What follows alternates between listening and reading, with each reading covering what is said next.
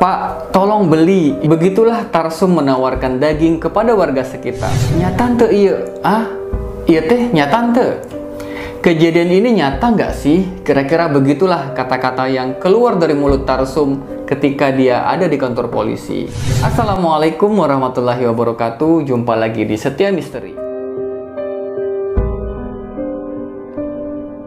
Jadi guys, Jumat 3 Mei 2024 lalu ada sebuah kasus yang cukup menghebohkan jagat maya, di mana seorang laki-laki bernama Tarsum, 51 tahun, asal Dusun Sindang Jaya, Desa Cisontrol, Kecamatan Rancah, Ciamis, Jawa Barat, mengakhiri hidup Y 40 tahun. Dan gak cuman itu, dia juga memotong bagian tubuh Y menjadi beberapa bagian.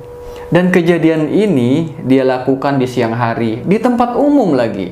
Bahkan dia sempat membawa bagian tangan tadi ke tetangga-tetangga sekitar untuk ngejualnya. Waduh, kok bisa ya? Emang nggak kelihatan gitu bentuk potongannya, ciri-ciri dagingnya gitu kan? Namun sebelum masuk lebih jauh, buat kalian yang belum subscribe, silahkan subscribe dulu agar dapat mengikuti pembahasan-pembahasan menarik di video berikutnya. Oke, tanpa berlama-lama langsung saja kita masuk ke pembahasan. Kejadian ini terjadi di Jumat pagi tanggal 3 Mei 2024 jam 7.30 waktu Indonesia Barat. Jadi sekitar jam setengah 8 pagi. Dan di pagi itu, sebelum kejadian, sempat terjadi cekcok antara Tarsum dan sang istri bernama Yanti alias Y. Perdebatan ini nggak cuman berlangsung di dalam rumah aja, tapi berlanjut hingga keluar rumah sekitar 30 meter dari rumah Tarsum. Nah, mungkin ketika itu ada beberapa tetangga yang ikut menyaksikan perdebatan mereka. Ya maklumlah suami istri gitu kan. Mungkin ada masalah keluarga, tapi nggak ada yang menyangka kalau perdebatan mereka bakal menjadi separah itu, berlanjut menjadi tindakan di luar akal sehat gitu. Sampai-sampai Tarsum ini membunuh kepala Y dengan sebatang kayu dengan diameter 10 cm dan panjang 1 meter. Jadi lumayan gede juga tuh kayu, 10 cm tebelnya. Alhasil Y pun terkapar seketika itu juga dan tidak sadarkan diri. Dan saat itu juga Tarsum langsung mengambil sebilah pisau dari rumahnya dan mulai memisahkan bagian-bagian menjadi beberapa bagian. Tarsum yang memang kesehariannya dia bekerja sebagai jual beli dan tukang potong kambing, jadi udah terbiasalah mengolah daging hewan tersebut. Nah, setelah dipotong beberapa bagian, Tarsum pun menaruh potongan daging tadi dalam sebuah baskom dan membawanya ke pos ronda yang gak jauh dari rumah dia. Karena baskomnya tadi nggak muat, terlalu kecil gitu, dia nih sempat beberapa kali bolak-balik ngebawa potongan Y tadi dari lokasi pemotongan ke pos ronda buat dikumpulin gitu. Semula warga yang ngelihat Tarsum ini biasa-biasa aja. Ya mungkin dikira mereka kambing kali gitu kan, karena memang tiap hari dia jual beli kambing. Tapi setelah dilihat dari jarak dekat, kagetlah warga yang ngelihat. Ternyata itu adalah daging. Sebelum ketahuan, Tarsum ini sempat menawarkan daging tersebut ke warga sekitar. Salah satunya adalah Pak Yoyo, ketua RT setempat. Dan cara dia menawarkannya pun cukup aneh. "Pak, tolong beli.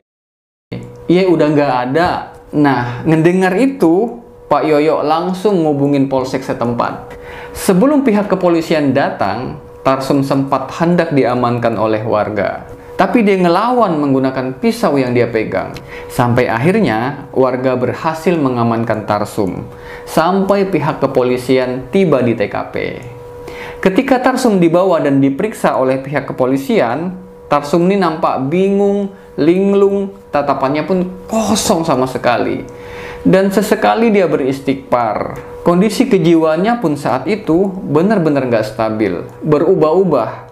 Kadang nyambung diajak ngomong, kadang ngaco. Dan dalam menjawab pertanyaan pun dari pemeriksaan juga begitu, suka nggak nyambung. Bahkan kadang dia berteriak histeris. Dan gak cuman itu, selama dalam pemeriksaan, Tarsum juga sering memanggil-manggil nama istrinya yang sudah dia sendiri. Jadi benar-benar kayak orang yang lagi mengalami depresi dan halusinasi. Nggak percaya dengan apa yang sedang dia alami saat itu. Kenapa dia ada di kantor polisi, apa yang barusan dia lakuin. Jadi kayak yang beredar di video. Di situ dia sempat ngomong, kenapa ini? Ini nyata apa enggak sih? Menurut informasi dari tetangga-tetangga sekitar, sebelum kejadian ini, Tarsum ini sebenarnya hari-harinya ya boleh dikatakan baiklah dia, nggak ada masalah. Dia ramah, nggak pernah bikin masalah lah dengan tetangga sekitar. Dia juga rajin sholat berjamaah, baiklah pokoknya orangnya. Karena itu warga sekitar ini nggak nyangka kalau bakal ngelakuin perbuatan kayak gitu. Menurut pemeriksaan kepolisian dan dari keterangan beberapa saksi, yang menjadi penyebab Tarsum berbuat demikian adalah masalah ekonomi, yaitu masalah hutang, baik hutang Tarsumnya sendiri maupun hutang dari anaknya guys. Jadi keluarga Tarsum ini, dia memiliki 2 anak. Yang pertama cewek, dan yang cewek ini sudah menikah. Jadi dia tinggal sama suaminya, nggak tinggal bersama Tarsum lagi. Udah misah lah gitu. Dan yang kedua, ini cowok. Dia masih duduk di bangku SMK kelas 2. 3 hari sebelum peristiwa yang menimpa istrinya tadi, Tarsum ini pernah membentur-benturkan ke tembok dan menyakiti lehernya sendiri. Tapi semua percobaan yang dia lakuin itu nggak berhasil. Karena kejadian itu langsung dicegah oleh warga yang ngeliat. Dan karena khawatir terjadi hal-hal yang tidak diinginkan, setelah kejadian percobaan membenturkan kepala, Pak Yoyo selaku RT langsung mengamankan golok yang biasa dipakai Tarsum untuk memotong kambing. Dan akibat kejadian tadi, Tarsum ini sempat berobat ke puskesmas dan dia didiagnosa menderita depresi ringan dan mendapatkan obat-obat antidepresan yang harus dia minum rutin. Nah, dugaan sementara yang menjadikan Tarsum ini berbuat demikian itu menurut kumparan.com, Tarsum ini terlilit hutang baik di bank dan hutang perorangan sekitar 100 juta rupiah. Dan hutang itu masih berkaitan dengan pinjaman usaha yang dia geluti. Sementara usaha yang sedang dia geluti, jual beli kambing tadi, itu tidak berkembang. Dan hutangnya tetap harus dia lunasi. Akhirnya dia harus bekerja dan berpikir keras agar hutangnya tersebut bisa dibayar. Dan adanya masalah hutang ini dibenarkan oleh Kasat Reskrim Polres Cimahi, AKP Joko Prihatin. Namun dia belum bisa mendalami dugaan motif tersebut karena kondisi kejiwaan Tarsum saat ini belum stabil. Dan dugaan lain, menurut rekan kerja Tarsum di pasar sebagai tukang jual beli kambing, salah satunya adalah Wahyudin 46 tahun. Tarsum suka curhat ke Pak Wahyudin ini kalau anaknya terlilit hutang judi online sampai belasan juta dan dia sampai harus jual motornya. Dan menurut Wahyudin juga, selama ini rumah tangganya Tarsum itu nggak baik-baik saja.